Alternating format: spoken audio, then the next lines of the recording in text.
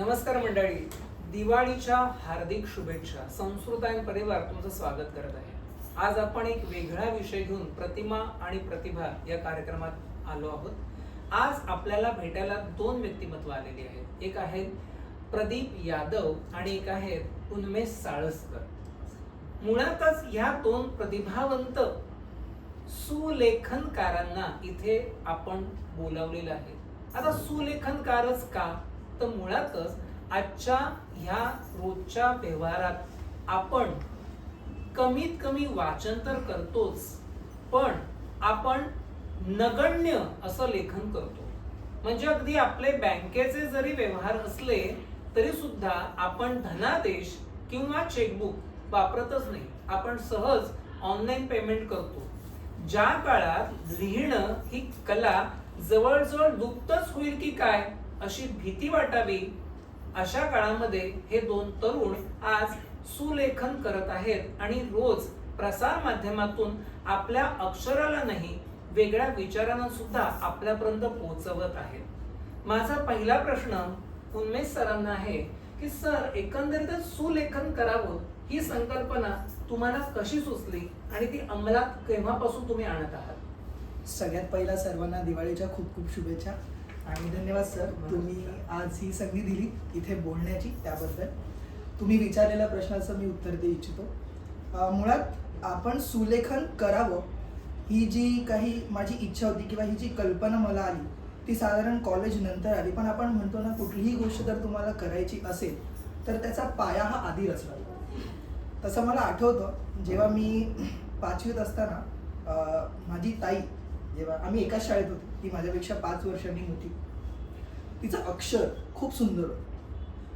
तिच्या वहीमध्ये ती जे काही लिहायची, गृहपाठ करायची, ते बघून एकंदरीत असं व्हायचं की आपलं अक्षर असं का नाही.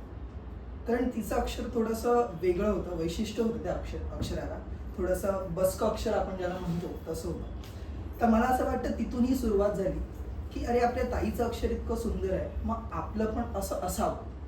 आणि मग तिथून ते बघत आलो की शाळेतले शिक्षक, वर्गातले शिक्षक जेव्हा ताईचं कौतुक करायचे की नाही साळसकर, संजोत नाव आहे माझ्या ताईचा, की साळसकर खूप सुंदर आहे तुझं अक्षर. मग तेव्हा असं झालं की नाही, आपण करायला हवी सुरुवात. आणि मला वाटतं ही जी काही सुलेखन, हे जे काही मी सुलेखन करतोय, ह्याचा अजून दुसरा पाय रचला गेला 10वी म्हणून. मी 10वीत असताना माझे वर्ग शिक्षक होते सोनावणे सर, आणि मराठी माध्यमात मी शिकलो, त्याच्यामुळे तेव्हा असं काही व्हाईट बोर्ड असं काही नव्हतं. आपले साधे काळे फळे आणि त्याच्यावर लिहिण्यासाठी खडू असायचा. मला अजूनही आठवतं, आमचे सोनावणे सर त्या खडूने जे अक्षर काढायचे त्या फळावर, तसं अक्षर मी उभ्या आयुष्यात कोणाचं पाहिलेलं नव्हतं. त्याच्यामुळे शाळेतल्या कुठल्याही कार्यक्रमाला काही फळा सजवायचं असेल किंवा एखादं चार्ट काही बनवायचं असेल कुठल्या प्रदर्शनाला, तर आमच्या सरांचं नाव पहिलं असायचं. मग तिथून ते बघत आलो की सर अक्षर कसं काढतात, बरं खडू कसा पकडायचा असतो, किंवा कसं ते वळण देतात अक्षराला, कुठे थांबलं पाहिजे, कुठे प्रेशर जास्त द्यायचा, हे तिथून शिकलो. आणि एकंदरीत तिथून थोडंसं अक्षर माझं सुधारायला सुरुवात झाली. आणि कुठे ना कुठे मी असं म्हणेन की या सगळ्यामध्ये आईचा पण खारीचा वाटा आहे. कारण ताईचं अक्षर जेव्हा चांगलं यायचं नाही तेव्हा आई तिनं मारायची. मग हा मार आपल्याला नको म्हणून जरी अक्षर सुधारले. म्हणजे आदरयुक्त भीतीतनं सुद्धा एकंदर सगळं हसत खेळत वातावरणातनं तुम्ही नक्कीच. या गोष्टीपर्यंत पोहोचला. नक्कीच नक्कीच. पण आजच्या काळातच हा सुलेखनाचा विचार मांडत असताना तुम्ही आज प्रसार माध्यमांवरती अनेक विचार मांडता. अर्थातच तुमची लिपी ही देवनागरी आहे, जी मराठी, हिंदी आणि संस्कृत साठी आपण वापरतो. तेव्हा तुम्ही मराठीतले अनेक लेखक, कवी यांची वचनं तुम्ही मांडत असताना तुम्ही स्वतः कोणत्या जास्तीत जास्त वाक्याने स्वतःला प्रेरक समजता की ते वाक्य तुम्हाला जास्त प्रेरित करून गेलं, असं कोणतं आहे का? असं एक मी कॅलिग्राफी करत असताना, सुलेखन करत असताना एक वाक्य आहे, अर्थात संस्कृतचं ते वाक्य आहे जे मला अजून आठवतं आणि मी नेहमी कॅलिग्राफी सुरू करण्याच्या आधी ते म्हणत असतो. ते वाक्य असं आहे की आनंद अस्ति स्वीकृती. हां, तुम्ही प्रत्येक गोष्टीचा कसा स्वीकार करता, किती आनंदाने त्याचा स्वीकार करता, आणि हे तुम्हाला तितकंच सकारात्मकता देऊन जातं. तर मला वाटतं हे वाक्य नेहमी डोक्यात असतं आणि ते वाक्य घेऊन जेव्हा मी सुरुवात करतो तेव्हा नक्कीच अक्षर खूप सुंदर येतं. त्याच्यासाठी जास्त काही करायची गरज लागत नाही. ते आपसूक जे सुलेखन म्हणजे नक्की काय म्हणजे सर तुम्हाला सांगतो, जे तुमच्या मनात आहे ना ते तुम्हाला उतरवता आलं, कारण तुम्ही अक्षरातून बोलता बरोबर. तेव्हा तुम्ही तुमचं तोंड वापरत नाही किंवा कुठले दुसरं काही वापरत हो, ते एक संप्रेषण आहे. येस. तर त्याच्यामुळे तुम्हाला काय म्हणायचं आहे, समाजाला काही संदेश द्यायचा आहे का, किंवा ही तुम्हाला कविता इतकी सुंदर आवडली मग तुम्ही कशी मांडू शकता, ते विचार ते भाव तुम्हाला त्या शब्दातून मांडता आले पाहिजे. तर मला वाटतं सुलेखन ती एक कला आहे. त्याच्यामुळे ती करत असताना मुळात मनात तो आनंद निर्माण होत असतो आणि ते खूप सकारात्मकता मलाच मिळत असते की नाही तू हे आता असं केलंयस ना, अरे तू अजून हे पण करू शकतोस का, अरे वा. जसं मी तुम्हाला आता सांगेन की मी जेव्हा सुरुवात केली कॅलिग्राफीला तेव्हा मी कुठल्या मोठ्या स्केलवर हे काही करू शकेन असं वाटलं नव्हतं, तेवढा आत्मविश्वास नव्हता. पण अचानक एकदा मोठ्या चार्ट पेपरवर मी स्वामींचं काहीतरी करायचं ठरवलं. काय करणार माझ्या मनात काही रेडी नव्हतं. मी म्हटलं जे आहे ते आपण बघूया. कागद घेतला आणि बस मी उतरवत गेलो आणि बघता बघता त्याची एक सुंदर झाली ती कलाकृती निर्माण झाली. खूप सुंदर. त्याच्यामुळे मला असं वाटतं की तुम्ही जर एखादं अक्षरातून काही गोष्ट मांडणार आहात तर त्याच्यासाठी तुम्हाला काय करायचं आहे, बस मनामध्ये त्या गोष्टीचा विचार करा, शांत राहा. एकदा तुम्हाला ते कळलं ना की मला हे करायचं, बस मग तुमची कलाकृती घडतेच. प्रदीप सर, आता मी तुमच्याकडे येतो. मुळातच विज्ञान शाखेचा विद्यार्थी, त्यात आपलं इंग्रजीतनं विषय मांडणं जास्त असतं आणि तरी पण देवनागरी किंवा मातृभाषेतनं लिखाण तुम्हाला केव्हापासून करावंसं वाटलं आणि एकंदर तुम्हाला कोणत्या गोष्टीतनं ह्याची ऊर्जा मिळाली? सर, सर्वात प्रथम तुम्ही या स्टेजवरती आम्हाला दोघांनाही बोलण्याची संधी दिली त्यासाठी पुन्हा एकदा आभार. आणि तुमच्या प्रश्नाचं उत्तर देताना मी हे सांगू इच्छितो, जरी माझं शिक्षण विज्ञान शाखेत झालं असलं किंवा जरी आपण कॉलेजमध्ये इंग्रजीत अभ्यास किंवा धडे गिरवत असलो तरी माझं शिक्षण हे मराठी शाळेत झालेलं आहे. म्हणजे 1ली ते 10वी मी मराठी शाळेत होतो. आणि सुरुवात असं म्हणाल तर मला आजही आठवतं, म्हणजे आय डोंट नो सध्या होतात की नाही, पण त्यावेळेला आमच्या शाळांमध्ये ना हस्ताक्षर स्पर्धा असायची. त्यामुळे ती एक कुठेतरी चढाओढ असायची. आणि आम्हाला शिकवताना, म्हणजे तुम्हाला आजही माहिती असेल की बाराखडीची जी पुस्तकं आहेत त्याच्यामध्ये वळणं कशी द्यावीत, म्हणजे अ काढताना पहिल्यांदा अर्धा चंद्र काढावा, मग खालचा चंद्र काढावा, ते एवढं डोक्यात बसलं होतं. त्यामुळे काही काही वेळेला असं व्हायचं की नाही, अरे आपल्याला असं सांगितलं ना, त्यामुळे कितीही आपसूक प्रयत्न केला नाही काहीतरी वेगळं काढूया, ते घडत नव्हतं. त्यामुळे अशी सुरुवात जी म्हणाल ती शाळेत झाली. शाळेत लिखाण करत राहिलो, कारण शाळेत मराठी होती त्यामुळे सगळं जे काही लिहिलं ते देवनागरीत लिहिलं गेलं. कॉलेजमध्ये आल्यानंतर तुम्ही म्हणालात इंग्रजी विषय आले, डेफिनेटली. पण माझं सौभाग्य असं होतं की माझ्याकडे एक विषय असा होता, तो म्हणजे संस्कृत, आणि ज्याच्यामध्ये लिपी ही देवनागरी असल्यामुळे माझा तो आपण असं म्हणू शकतो की तो जो देवनागरी बरोबरचा संबंध आहे तो तिथेही कायम राहील. त्यानंतर जसं जसं पुढे येत गेलो त्यामुळे हळूहळू काम चालू होतं. म्हणजे मी विज्ञान शाखेतून नंतर नोकरीसाठी वेगळ्या फील्डमध्ये गेलो. पण तरी सुद्धा तुम्ही टर्निंग पॉइंट म्हणाल किंवा या गोष्टीकडे परत एकदा बघण्याची वेळ जी आली ती कोविडच्या काळामध्ये आहे. कारण आपल्या सर्वांनाच माहिती आहे, कोविड, सुरुवातीचा कोविड जो पहिले 2 महिन्याचा जो काळ होता, परिस्थिती एवढी भयावह होती, लोकांची मानसिक स्थिती म्हणजे कशी, म्हणजे माणसाला काहीच कळत नव्हतं. पण त्यातून काही ना काही तुटलेला होता, त्यामुळे Exactly, तुम्हाला वाचन exactly. आणि लेखन यांना जवळचं करावंसं वाटलं. एक्झॅक्टली. आणि लोकांना असं वाटत होतं की मी स्वतःचं मन कशात रमवू. त्यावेळेला मला आठवलं की ही कला जी आपण आजपर्यंत स्वतःपुरती ठेवली होती किंवा काही लिखाण मी स्वतःपुरतं करायचो, त्यानंतर असं ठरवलं की का नाही हे समाज माध्यम, जसं मी म्हणताय आजच्या दिवशी सोशल मीडियाच्या माध्यमातून लोकांपर्यंत पोहोचवावं. मला आजही आठवतं, पहिली कोट मी लिहिली होती ज्या दिवशी लॉकडाऊन लागला, त्या रात्री मी पहिली कोट लिहिली होती. आणि ती कोटही या कोविड संदर्भातच होती की थोडासा धीर धरा, ही वेळही निघून जाईल, स्वामी बघताय आणि स्वामी आपल्याला ह्यातूनही तारून नेतील. आणि तेव्हापासून सुरुवात झाली. आज जवळजवळ 4-4.5 वर्ष होत आली आहेत. आणि मी हा प्रयत्न आजही करतो की मी रोज एक तरी कोट लिहील, त्यामुळे हाताचं वळण माझ्या जाऊ नये. आणि आपल्या रोजच्या धकाधकीच्या जीवनात सुद्धा स्वतःला सुद्धा एक स्ट्रेस रिलीफ म्हणून तुम्ही सुद्धा या कलेकडे बघता. आणि मला वाटतं तुम्ही दोघं ह्याचं कदाचित प्रशिक्षण पण देता. येस. हो. हा, तर आम्हाच्या रसिकांना प्रदीप सर पहिल्यांदा तुम्ही सांगा की तुमच्याकडनं जर ही कला शिकायची असेल तर आमच्या रसिकाने तुम्हाला संपर्क कुठे साधावा आणि कसा साधावा? जरूर. माझा जो मोबाईल नंबर आहे तो मी जरूर सरांकडे देईल. सर तुमच्यापर्यंत ते पोहोचवतील. याशिवाय इंस्टाग्रामवरती माझं स्वतःचं पेज आहे, CaliArt_by_प्रदीप. तुम्ही तिथेही मला कॉन्टॅक्ट करू शकता.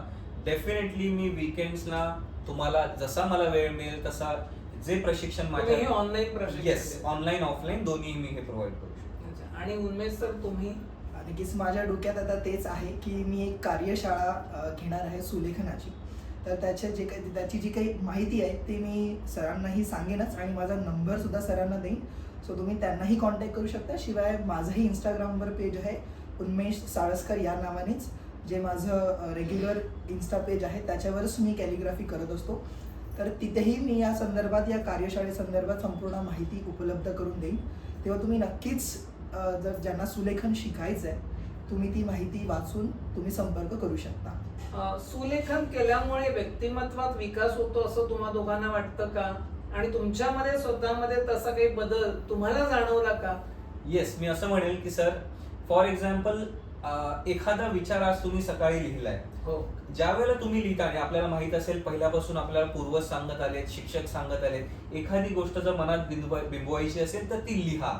म्हणजे तुम्हाला आठवत असेल सर की तुम्हीच आम्हाला सांगायचात की उत्तरं घरी लिहून काढा जेणेकरून ती लक्षात राहतील. त्यामुळे जर सपोज तुम्ही दिवसाच्या सुरुवातीला एखादा विचार लिहून किंवा एखादा सुविचार लिहून घरातून निघताय, तो बॅक ऑफ द माइंड तो विचार आपल्या डोक्यात असतो आणि तो पॉझिटिव्ह विचार घेऊन तुम्ही दिवसाची सुरुवात करत असता आणि कुठे ना कुठे कुठल्याही क्षणी तुम्हाला तो विचार पॉझिटिव्हिटी देत असतो तुमच्या कामावर. ज्या पद्धतीने आपण सकाळी एखादं गाणं ऐकतो आणि ते Exactly, दिवसभर गाणं exactly. आपल्या डोक्यात असतं त्या Correct, पद्धतीने. correct. उन्मेष सर तुम्ही काय सांगू शकता? मला असं वाटतं पर्सनली माझ्यामध्ये जेव्हापासून मी सुलेखन चालू केलंय एक पॉझिटिव्ह एनर्जी, सकारात्मकता खूप मिळाली आहे मला.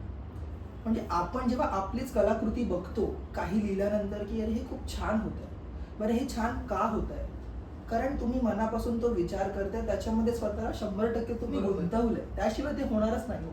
नाहीतर तुम्हाला काढायचंय, समजा तुम्हाला कागदावर अ काढायचंय, पण तुम्ही मनामध्ये अ हा विचार सोडून तुम्ही बाकी जगाचा विचार करताय तर तो अ कसा तुम्ही काढू शकाल? त्याच्यामुळे सुलेखनाने मला एक गोष्ट नक्कीच शिकवली आहे की जी गोष्ट तू करशील त्याच्याकडे नेहमी पॉझिटिव्ह वेने बघ आणि ती तू कशी 100% देऊ शकशील ती गोष्ट पूर्ण करण्यासाठी ते तू कर. सो मला असं वाटतं की नेहमी जसं आता प्रदीप सर म्हणाले की आपण एखादा थॉट लिहिल्यानंतर, एखादा सुलेखन, एखादा काही शब्द लिहिल्यानंतर, एखादं वाक्य लिहिल्यानंतर ते आपल्या संपूर्ण त्या संबंध दिवसात ते आपल्याला आठवत राहतं. बरोबर. आणि ते आपल्याला सांगत असतं की नाही काही झालं ना तरी ठीक आहे, हे तू लिहिलंयस म्हणजेच नक्कीच. समजा तो एखादा सकारात्मक काही ते वाक्य असतं ते तुला सांगत असतं साहेब की नाही हे होणार, हेही दिवस जातील, असं काही सगळं छान होणार, तो काही टेन्शन घ्यायची गरज नाही. त्याच्यामुळे ही पॉझिटिव्हिटी मला भरपूर मिळाली आहे जेव्हापासून मी हे सुलेखन चालू केलं आहे. मी आज जवळपास 3 वर्ष झाली असतील मी सुलेखन करतो. त्याच्यामुळे या 3 वर्षात माझ्या व्यक्तिमत्वात तरी हा बदल मला जाणवलेला आहे. लेखन कला म्हटलं की आपल्याकडे आवश्यक असते ती साधन सामग्री. म्हणजे कोणतं तरी एक पुस्तक घ्यावं लागतं, त्यातलं वाक्य निवडावं लागतं, लिहिण्यासाठी कागद लागतो, लिहिण्यासाठी कधी पेन्सिल, पेन, स्केच पेन काहीतरी लागतं. तर मला तुम्हाला असं विचारायचं आहे की तुम्ही सुरुवात केली तेव्हा कोणत्या वस्तूचा वापर, खडू, पेन्सिल, पेन, स्केच पेन यांचा वापर केला होता आणि आज तुम्हाला वेगळ्या पद्धतीने तुमचीच लेखन कला वेगळ्या थाटाने मांडायची असेल तर तुम्ही वेगळं काही वापरता की तुमची आहे तीच पद्धती तुम्ही कॅरी फॉरवर्ड केलेली आहे? जसं मी तुम्हाला सांगितलं की शाळेपासून ही सुरुवात झाली तेव्हा आपल्याकडे खडू असायचा. त्यामुळे तुम्हाला माहिती असेल जर खडू आपण सरळ धरला तर त्याच्याने वेगळं अक्षर येतं. बरोबर. जर तुम्ही खडू आडवा धरला तर त्याने थोडंसं जाडं अक्षर येतं. बरोबर. आणि तेव्हापासून जेव्हा त्या खडूने लिहायचं तेव्हा ते अक्षर खूप आवडायला लागलं की हे काहीतरी वेगळं आहे. मग तिथून ती सुरुवात झाली. तिथून ते आत्तापर्यंत विशेषतः देवनागरी अक्षर लेखनासाठी जे काही सामग्री वापरली जाते त्याला एक विशिष्ट आकार असतो. जसं जर तुम्ही इंग्लिश कॅलिग्राफी म्हणाल तर त्याचे जे काही सामग्री असते त्याला स्ट्रेट नीप असते तेच जर तुम्ही देवनागरीची बघाल तर त्याला 45 डिग्री कट नाही. 45 कट नाही. अंशाचा एक कट असतो. हो. त्याच्यामुळे ते सगळ्यात कठीण होतं. तुम्ही नॉर्मल पेनने समजा जर मला लिहायचं झालं, माझंच नाव उन्मेष, मी साध्या पेनने किंवा खडूने लिहू शकेन. हम्म. पण जर ती प्रॅक्टिस नसेल तर मला देवनागरी पेन हा वापरताच येणार नाही. बरोबर. कारण तो 45 अंशाचा जो कोन आहे, जो कट आहे, तो तुम्हाला बरोबर त्या कागदावर टेकवता आला पाहिजे. हम्म. आणि प्रत्येक अक्षर गिरवताना तो एक प्रेशर मेंटेन करावा लागतो. सो मला वाटतं की सुरुवातीच्या म्हणजे दिवसात जबाबदारीचं काम आहे. बरोबर, सुरुवातीच्या दिवसात आम्ही हे सगळं आम्ही स्पेशली खडू, पेन्सिल ह्याने सुरुवात केली.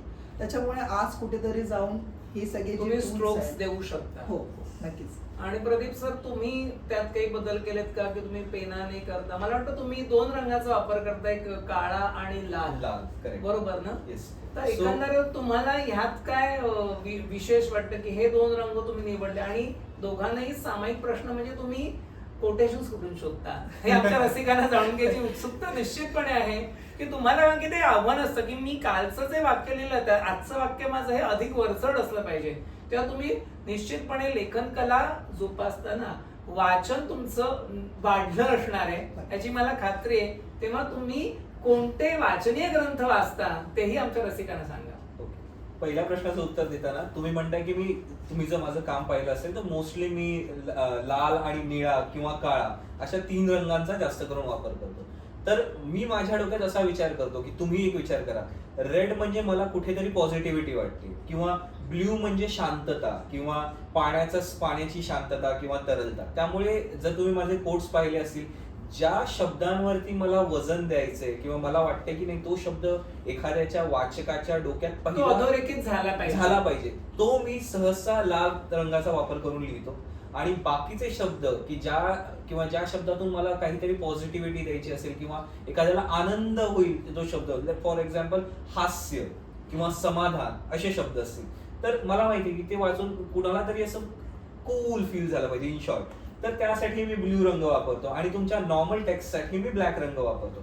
त्यामुळे वाचकांना ज्या वेळेला ती कोट वाचली जाते किंवा तो विचार वाचला जातो, आपसुकच ते विचार त्याच्या डोक्यात फिक्स बसतात आणि त्याला माहिती आहे की फॉर एक्झाम्पल संयम हा शब्द आहे. संयम जर मी लाल रंगात लिहिला असेल, मी असू दे किंवा तुम्ही वाचणार असेल, तुमच्या डोक्यात तो शब्द पॉझिटिव्हली करायला नाही, मला संयम ठेवायचा. तर तो अधोरेखित करण्यासाठी तुम्ही विशिष्ट शाईचा वापर करता. एक्झॅक्ट. आणि दुसरा तुमचा प्रश्न होता की कोट शोधतो कुठून. जसं तुम्ही म्हणाले, येस, वाचन खूप करावं लागतं. वाचन याकरता करावं लागतं, अरे मी हे लिहिलेलं आधी तर लिहिलं नाहीये ना, असंही बऱ्याच वेळेला होतं की काही वेळेला आपण वही पेन घेऊन बसतो, अरे परत लक्ष, अरे नाही हे तर मी लिहिलं होतं. त्यामुळे एक तर जसं मिळालं, सोशल मीडियाचे जसे फायदे आहेत तसे नुकसान आहे असं आपण म्हणतो, पण त्यामुळे सोशल मीडियामुळे वाचन करणं हे खूप सोपं झालंय. म्हणजे मला एखादा लेखक असतील, XYZ लेखकांचं मला एखादं वाक्य आठवायचं असेल तर मला मी सर्च करून त्यांची काही हायलाइटेड वाक्य आहेत का, व्हॉट्सअप वरती एक्झॅक्टली अशी काही वाक्य आहेत का, त्या वाक्यांची मदत, किंवा आपली वर्तमानपत्र आहेत, वर्तमानपत्रांमध्ये तुम्हाला आठवत असेल आत्ताच्या काही वर्तमानपत्र आजही सुविचार म्हणून एक येतात. तर तशा त्या गोष्टींचा वापर, जेणेकरून आज तुम्हाला माहिती आहे वर्तमानपत्र लोक वाचणं अक्षरशः विसरून गेलेत. त्यामुळे मग ह्या आम्ही केलेल्या कार्याच्या रूपाने कधी ना कधी कुठे ना कुठे ते वाचलं जातं. तुम्ही एकंदरीतच लेखन कलेला तुम्ही जागरूक चांगल्या पद्धतीने ठेवत आहात. कारण की एकंदरीतच आपण बघतो समाजात लेखन कला जवळजवळ लुप्त होईल की काय अशी भीती रील्सच्या काळात निर्माण झालेली आहे.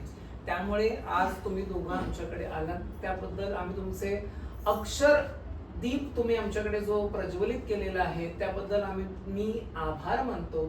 आणि आमचे आजच्या या कार्यक्रमाचे फूड पार्टनर अर्थातच आहेत अर्चना उत्पादनं, त्यांचा फराळ तुम्ही आस्वादावा ही तुम्हाला विनंती आहे. अर्चना फराळ घरोघरी नाही कधीच आनंदाला ओहोटी. आणि आजच्या या कार्यक्रमाला आल्याबद्दल तुम्हाला दोघांना म्हणून आम्ही हे विनी बुटीक तर्फे एक छानसं गिफ्ट हॅम्पर देत आहोत, त्याचा स्वीकार करावा. धन्यवाद. धन्यवाद सर, आम्हाला बोलवल्याबद्दल आणि इथे संधी दिल्याबद्दल खूप खूप आभार.